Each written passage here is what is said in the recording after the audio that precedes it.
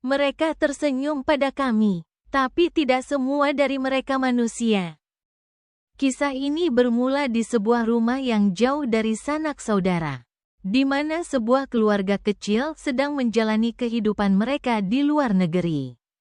Segalanya tampak tenang hingga tiba saatnya mereka menyambut tamu untuk kedua kalinya. Meskipun bibir berusaha tersenyum menyambut kedatangan tersebut, sang ibu merasakan sebuah firasat yang sangat tidak enak di lubuk hatinya. Sebuah kegelisahan yang sulit dijelaskan namun terasa sangat nyata di dada. Setelah para tamu tersebut melangkahkan kaki keluar dari rumah untuk pulang, suasana hangat di kediaman itu seketika berubah menjadi mencekam dan dingin. Malam itu juga, sang ibu merasakan tubuhnya menjadi sangat lemah seolah-olah seluruh energinya telah dihisap habis. Bahkan untuk sekadar mengangkat bayi kecilnya yang baru berusia 4 bulan pun ia tidak lagi memiliki daya. Ia merasa seakan ada kekuatan besar yang mendorong punggungnya dan menekan dadanya hingga ia mengalami sesak napas yang hebat, membuatnya terbaring kaku tanpa mampu menjelaskan apa yang sedang terjadi kepada suaminya. Insting sang ibu mendesak agar semua pakaian dan perlengkapan mandi yang ditinggalkan oleh tamu tersebut segera dibuang dari rumah mereka. Suasana rumah menjadi sangat asing. Sang ibu merasa selalu diawasi oleh mata yang tidak terlihat, sementara anaknya yang masih kecil menangis histeris tanpa henti. Ketakutan semakin memuncak saat sang ibu mencoba membacakan ayat-ayat perlindungan, di mana pada bagian ayat tertentu, sang anak akan menjerit lebih keras seolah-olah sedang berhadapan dengan sesuatu yang sangat menakutkan. Puncak keanehan terjadi saat sang ibu, atas saran seorang ustaz dari tanah air, mulai memagari rumah dengan doa-doa. Pada suatu sore, saat ia sedang membacakan ayat kursi, terdengar suara kuku yang tajam mencakar-cakar pintu rumah mereka dengan kasar dari arah luar. Padahal tidak ada satupun hewan di sana.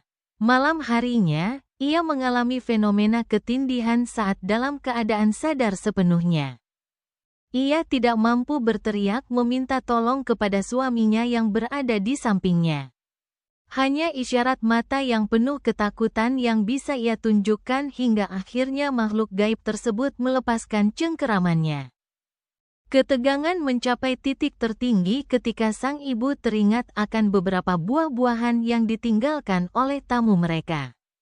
Meskipun sang suami sempat merasa sayang untuk membuang makanan, sang ibu bersikeras hingga akhirnya semua buah itu disingkirkan. Namun, keesokan paginya, mereka berdua tertegun membisu saat menemukan sebiji buah yang seharusnya sudah berada di tempat sampah. Tiba-tiba muncul kembali dan terletak dengan rapi di depan jendela rumah mereka. Kejadian yang tidak masuk akal ini akhirnya meruntuhkan keraguan sang suami. Menyadari bahwa keluarga mereka memang sedang dikirimkan sesuatu yang buruk oleh orang yang tidak bertanggung jawab. Gangguan visual pun mulai menyerang anak mereka yang berusia 6 tahun. Dengan polosnya, sang anak bertanya mengapa ada sosok menyeramkan dengan bagian perut yang menakutkan berlari menjauh dari sang ibu dan bersembunyi di dalam kamar. Ucapan tersebut membuat sang ibu merasa dunianya seakan berhenti berputar, menyadari bahwa gangguan tersebut kini sudah mulai menampakkan diri di depan mata anak-anaknya yang tidak berdosa. Selama 6 bulan lamanya, rumah tersebut berubah menjadi medan pertempuran spiritual di mana suara ruqyah dikumandangkan tanpa henti selama 24 jam penuh.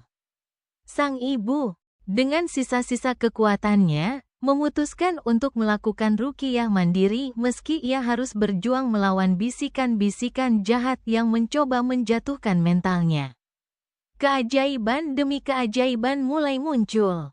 Setiap kali ia melakukan pembersihan jiwa secara mandiri, tubuhnya perlahan kembali bertenaga dan suasana rumah mulai terasa lebih ringan. Kini, setahun telah berlalu.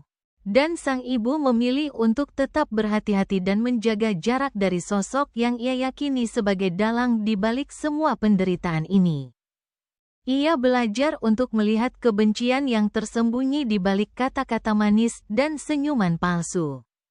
Namun, di atas segala rasa trauma yang ada, pegangan utama mereka adalah keyakinan bahwa tidak ada satupun kejahatan manusia yang dapat menembus perlindungan Allah jika Dia tidak menghendakinya. Ujian berat ini justru membawa mereka semakin dekat kepada Sang Pencipta, membuktikan bahwa doa yang tulus adalah senjata paling ampuh melawan segala bentuk sihir dan kedengkian manusia.